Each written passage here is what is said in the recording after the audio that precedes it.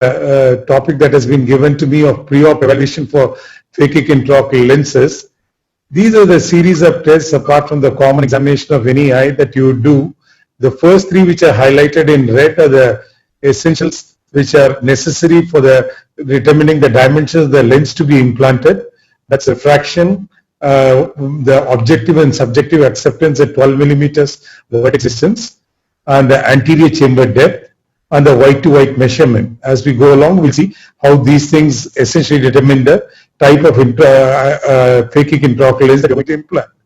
The K reading and topography, we routinely do topographic examination for these eyes also, because most of them have tonicity, and we want to confirm the axis of the cylinder as well as the dimensions of the cylinder. Intraocular pressure, obviously if the patient has glaucoma or angle closure glaucoma, narrow angles, these are relative contraindications as far as putting in a phakic intraocular lens is concerned. A good examination of the anterior and posterior segment is mandatory.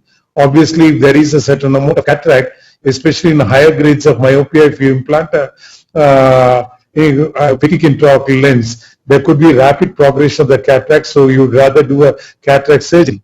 And since many of these patients have extremely high myopia, and good examination of the posterior segment is important, and in case any lattice or retinal holes are found, they need to be taken care of. Wait for about a couple of weeks till the laser marks scour, then go ahead and do the phakic intraocular lens implantation.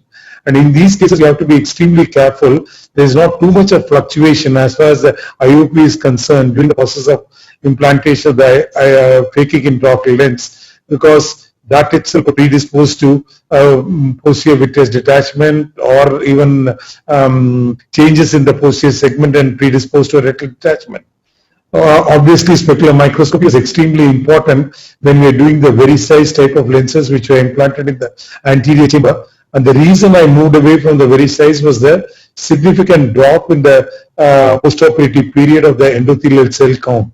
With the posterior chamber implantation of the ICLs, this has become less of an issue, but still preoperatively I would like to always assess the endothelial cell adequacy, and only when it is beyond 2500 or so in these young eyes I would go ahead and implant a phakic intraocular lens. Pupillometry, as we go along at the end of my presentation, we'll see is an important aspect, and if you have many of these young eye myopes could have fairly large pupils, and these patients you might have to customize the optic size of the lens that you implant. Coming to the accurate refraction being a very important aspect, subjective acceptance of the patient is finally the determinant which I go by, and we all know that when it comes to laser vision correction, being off contact lenses at least for a couple of weeks before the measurement is important. For a phakic intraocular lens is less of an aspect because it is not the corneal distortion that you're concerned about. But having said that, for stability of refraction, especially if the patient has been a chronic contact lens wearer, at least a week could be a good way to go before you finalize your refraction. Accurate estimation of the cylinder and need for torics is extremely important. Initially, because of cost reasons, even then the patients used to have about a diopter of cylinder, I used to opt for a spherical lens. But when you use this expensive technology and leave behind a patient with some amount of uncorrected refractive error, they are not quite happy with it. So even small amount of cylinders is a good idea to incorporate, and 70% of our phakic intraocular lenses are actually toric intraocular lenses. Having said that, in these young patients, you often come across with the rule astigmatism. And usually, most of us do a temporal corneal incision and implant these lenses. But when you have about 0.5 to 1 diopter of astigmatism, then you might even get away with doing a incision in the at 12 o'clock meridian. And because it's a 3 millimeter incision that we do, this tries to compensate at least 0.5 to 0.75 diopters with the rule astigmatism. Of course, you would finally leave the position in the horizontal meridian, that is in the 3 o'clock, 9 o'clock meridian, but making the incision in the 12 o'clock tries to take care of about 0.5 to 0.75 diopters. And just like in the case of multifocal intraocular lens implants, when I'm dealing with extremely high refractive errors, I pre-warn the patients that we are going to use a phakic intraocular lens is essentially debulk the amount of refractive error to a large extent. And if there is a significant amount of refractive error, say there is astigmatism or spherical error that's left over, that is something that we can deal with at a later stage during using the laser vision correction. So using both these modalities hand in hand does help you to address even extremes of refractive error quite significantly. As far as the limiting factor for implantation of phakic intraocular lens is concerned, for me the only limiting factor is availability of AC depth. If it's anything less than 2.8 millimeters measured from the endothelium to the anterior surface of the capsule, that's a strict contraindication for me as far as implanting these lenses are concerned. The other thing, these are obviously measured with various different instruments. As we go along, we'll see some of them. But you must remember that some of the instruments like the A-scan measures it on the epithelium. And in these cases, you must make it a point to detect the corneal thickness when you derive the AC depth. The Pentacam as such, the default setting is from the epithelium, but you can program the machine to measure it from the endothelium. So suffice it to say that it is the internal AC diameter that you are concerned with. And sometimes it's often asked that whether instead of 2.8 millimeters, 2.7 millimeters, 2.68 millimeters, can I go ahead and implant? And can I do a PI and then get away with it? When the lens comes with a central hole and there is an adequate communication between the back, between the sulcus and between the back of the lens, I do not think this PI really helps in any way. And in case you have an inadequate anterior chamber depth, it's best to keep away from these lenses. But because a few occasions when I come to grief with these lenses is only when I compromise in the dictum of keeping the anterior chamber depth at least 2.8 millimeters. Especially when it comes to high myopia and high hyperopia, when the cases are not amenable to any other form of refractive surgery and you are tempted to slip in a lens with a compromised AC depth, you have to remember that these are the lenses where the periphery is quite thick and there could be a significant compromise as far as AC depth is concerned in these eyes. So please stick to the criteria of doing it only when it is 2.8 millimeters or above.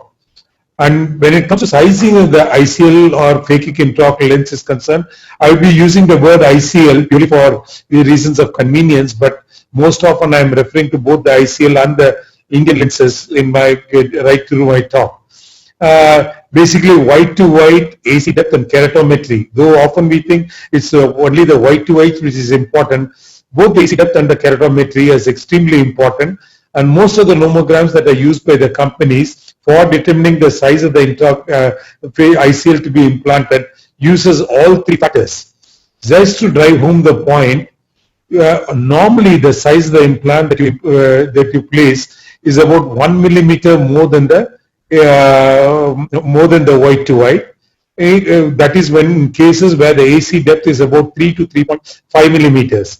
But when the size of the AC depth is less than 3 millimeters, you go for something a little smaller. For example, if I have a situation like this where you find that the AC depth is less than 3 millimeters, but I have 10.65 as my white to white, then I would go ahead and implant a 11.75 diopter ICL.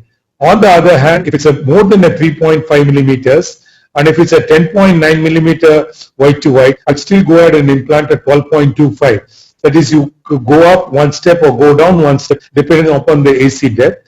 And again, if you look at the chart on the left side, that gives you an idea of the importance of the accuracy of your measurement of the white to white. Because just a difference of about 0.1 or 0.15 millimeters might make you go on to a higher or a lower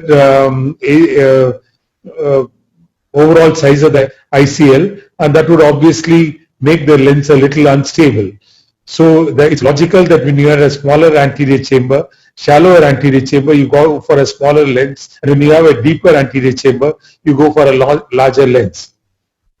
When it comes to hyperopia, hyperopic astigmatism, mixed astigmatism, again the same dictum. But you have to remember, more often hyperopia is associated with smaller eyes. Rarely the AC depth is more about 3 millimeters. So usually you are lucky if you are getting a AC depth of more than 2.8 millimeters. And in these instances, definitely stick to the dictum of implanting these lenses only when it's beyond 1.8 millimeters. When it comes to sizing and ectatic disorders like keratoconus and ectatic disorders, maybe Himanshu will also be dealing with this. But I would like to emphasize that these are the situations where I faced with the challenges as far as sizing these lenses are concerned. When the the cone is quite stable, either because of aging or because of a prior CXL being done, when the center cone is also centered, we are implanting these lenses. But you must remember that it could be an irregular AC depth. Where the cone is, it could be a fairly deep anterior chamber, while in the periphery it's quite shallow. In these instances, we are getting a point to measure the AC depth with using an anterior segment OCT and share with the manufacturers. And usually it's one size smaller that we go in for in these cases, because when we find that we implant the right sized implant, depending upon only the central AC depth, sometimes these lenses become a little larger. As far as the measurement of the AC, the white to white itself is concerned, the digital calipers, which is fairly inexpensive, would be a good idea for you in just in case you do not have access to topography machines. Would be a good investment. I think it just costs about 8 to 10,000 rupees, but gives you a fairly good measure as far as the white to white is concerned. But the various methods do give variable measurements, and these are the multiple instruments that you could be using: the OpScan, the Pentacam, the IOL Master, the UBM, which essentially gives you a sulcus to sulcus measurement, and vernier calipers used under a microscope. Because it's most often you would end up doing an excellent subjective refraction, thinking that's the most important aspect. But I like to emphasize that white to white measurement is equally important, because that's what gives you the right measure, the right overall diameter of the lens. And in case you do not have access to to the digital calipers as well as a topographic instrument, you can still get away with using a vernier calipers. But these cases, the simple tips that I would like to offer is that ensure that your calipers is well calibrated. There's no zero error in this. Make the measurement with under the microscope with the patient lying down. Put a drop of anesthetic. Put a caliper. Put a speculum in place, and take the measurement with the patient lying down, and take the measurement with the ruler and cross check with the measurement that's given on the calipers, and make sure that both of these are lining up. And when you are measuring either with the digital calipers or with the vernier calipers, this is done with the patient lying down under the operating microscope. Make sure the horizontal white to white measurement that you're taking, and take it from the mid limbus. As most of us know, the limbus is essentially a zone, not a single area, and make sure that both the legs of the calipers is situated corresponding with the mid limbus. That's what you want to measure when you are implanting these lenses. And when you are using the OpScan or the Topolyzer, it measures limbus to limbus. When you use an IOL Master, very often you get a slightly higher value because it measures sclera to sclera. So essentially, if you are using a laser interference biometry to making your measurements, please remember that the measurement that you get might be 0.3 to 0.5 millimeters more. So essentially, it would be a good idea to go with the digital calipers or some kind of a topographic instrument to make your measurement. If you are using IOL Master, please remember that it's a sclera to sclera that you are measuring, so you might get a slightly larger reading. In case, most often what I use is digital calipers. Compare it with the reading that I am getting with an OpScan or a Pentacam, and take the Pentacam reading. Why I want to do that is, if there is a small pterygium, a pincicula, or a pigment right at the limbus, or even a blood vessel at the limbus, sometimes the topographer fails to differentiate it, might give me a larger white to white than what it actually is. So I want my digital calipers measurement as well as the Pentacam measurement to line up together. And in case there is significant discrepancy, I'll have a relook at that. Again, the concept of enantiomorphism is extremely important. Most often the white to white measurement in the two eyes should line up together. Just in case they don't, then you have to carefully relook, because it's extremely unusual for the white to white not to match up in the two eyes. The other important aspect that you must remember, that is white to white corresponds to angle, and the phakic intraocular size is about 1 millimeter more than the white to white, which I already mentioned. And obviously, it's stands to reason the sulcus to sulcus measurement would be the right way to go, because the where you leave the phakic intraocular lens is in the sulcus and not in the angle. And usually this is about 0.35 millimeters more than white to white. And nowadays, with UBM becoming more common and many of the practices having a UBM, you might be tempted to say, why go with white to white? Why not measure the sulcus to sulcus and go with a more accurate measurement? But then most of the UBMs, it's what you find is the sulcus is a zone rather than a specific point. And as you can see in this itself, between the two eyes of the same patient, you get a measurement of 12.42 millimeters and 12.08 millimeters. I myself have tried it with a couple of UBMs that I have, and I find that there is fair amount of inaccuracy. I do not have an experience with the Quantel UBM, but that's what used to be recommended by the STAR ICLs as far as the measurement of the sulcus to sulcus is concerned. But suffice it to say, if you have an accurate measurement of the white to white, that's what most companies use as far as dispensing the phakic intraocular lenses are concerned. Measurement of the eye sulcus to sulcus has various vagaries, and a good measurement of the white to white would be quite sufficient. If you end up having an inappropriate measurement, you could end up with a high vault or a low vault. Most often what you want is 500 micron vault, that is about the thickness of the cornea. 250 to 750 microns is okay. But just in case you end up with a lower vault, just because you have a low vault, that does not mean you have to explant the lens immediately.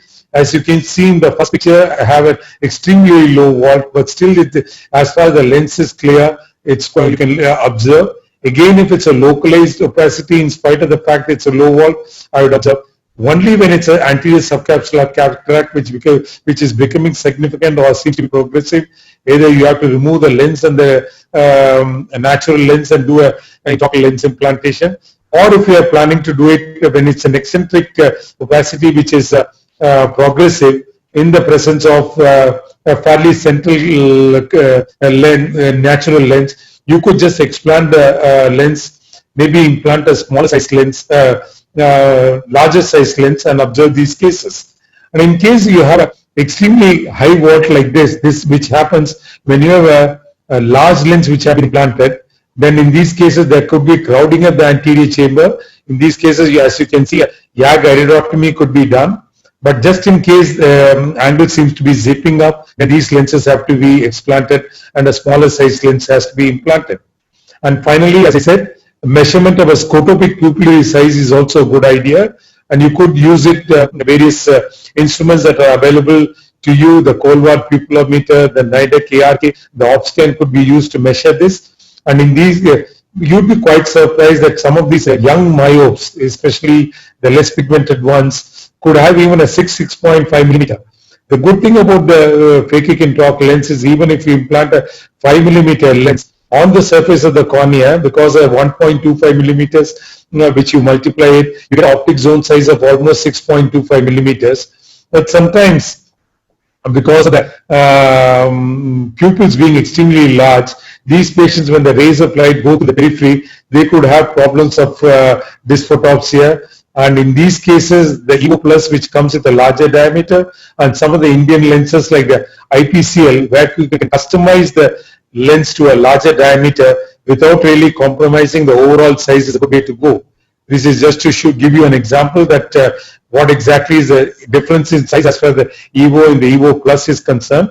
Even better is the Indian lenses, where we could get a customized lens size, or as far as the optic is concerned, depending upon the scotopic pupil in these cases.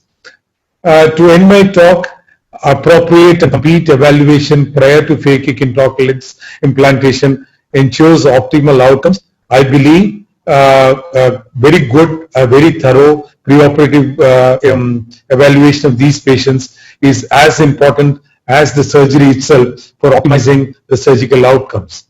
Thank you so much for your kind attention.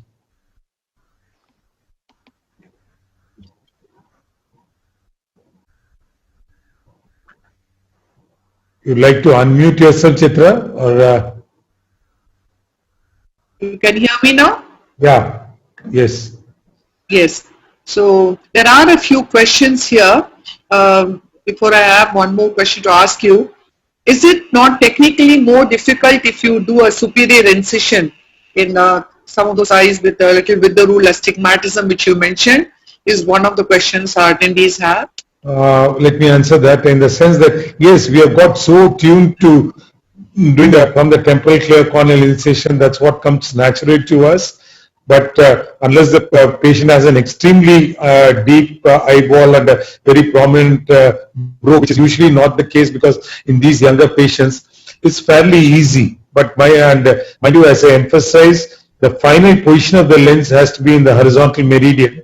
And the advantage that you get that you are able to deal with about 0.5 to 0.75 diopters. It's a good way to go. And once you do it in a couple of cases, it's possible to handle it. I have one question to your panelists, Dr. Himanshu, Dr. Amuti. If topography is a little irregular, like in a keratoconus patient or in a PK patient, would it bother? Can we give Dr. Himanshu's question, presentation, because I'm sure he's going to be covering that, and this question will go well with after his presentation. Okay. There is one other question. What should be the alignment of a non-toric ICL? It's most often left in the 0-180 degree axis that is implanted, and you don't have to be very particular about it because even if it's slightly rotated, it doesn't matter. But you have to remember that it's the horizontal white to white is what you have measured, and the lens has been sized according to that. So leaving the lens in that position is a good idea. And as far as toric lenses is also concerned, because the Indian manufacturer specifically customized these lenses, you again leave them in the 0-180 degree orientation. So have you had a situation where your topography white to white was different and calipers were different? Then which one would you take on? Yeah, I did mention that, because the topography measures more accurately, I usually go with the topography measurements, but sometimes it's a small pigment, a blood vessel or a pinicula, sometimes the topographer mistakes it and incorporates that.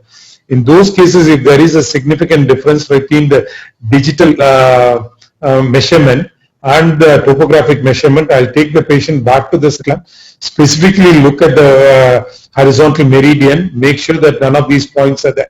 If these points are there, maybe I'll go ahead with the digital calipers measurement itself, especially if I've done it under the operating microscope using the mid-limbus. But otherwise, because the topographer gives me measurements like 11.32, 11.42, that kind of accuracy is not possible with digital calipers. More often I go with the digital with the topographic measurement, provided it lines up nearly with the digital calipers. This is a question I have. There are two patients who have the same ICL design, same refraction, but they could differ in vaulting. What could be the reason in these patients? I mentioned that, partly covered that in the sense that it's not just the white alone which makes a difference, but it is also the corneal curvature, whether if it's a 40 diopter, it's a 44 diopter cornea, and also the AC depth which makes a difference, whether it's a 3 millimeter to 3.5 millimeter, which is most often we have, or it's a 2.8 to 3 millimeter, or whether it's 3.5 millimeter. That's the reason that even though the white to white might be the same, the size of the lens that you put in might be a little different depending upon the corneal curvature or the AC depth. And all these three factors are taken into consideration by the manufacturers when they decide on the lens they supply. And that's the reason that your AC depth measurement, white to white, as well as the corneal curvature, all have to be quite accurate when you supply this information to the manufacturers.